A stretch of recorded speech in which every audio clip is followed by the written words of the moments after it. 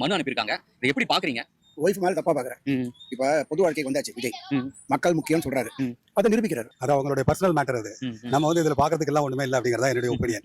ஆமா, இப்போ அவங்க அவர் ஏதாவது ஒரு காரணத்துக்காக தான் அவர் அவங்க விவாகரத்து கேட்டிருப்பாங்க. இது ஒரு தனிமனித விஷயம்னு நினைக்கிறேன் நான்.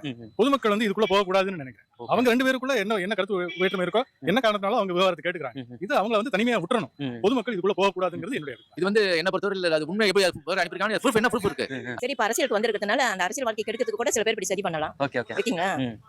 அதனால விஜய்க்கு இருக்கிற சப்போர்ட் மக்கள் சப்போர்ட் பண்ணிட்டு தான் இருப்பாங்க. விஜய்க்கு என்ன விவகாரத்தை ஆனாலும் ஆகாட்டினாலும் விஜய்க்கு எப்பயுமே சப்போர்ட் பண்ணிட்டு தான் இருப்பாங்க. சார், பொது வாழ்க்கைங்கிறது தனி. இந்த பக்கம் அவர் மக்களுக்கு என்ன சேவை செய்ய போறாருங்கிறது மட்டும் தான் மக்கள் பார்க்கணும்.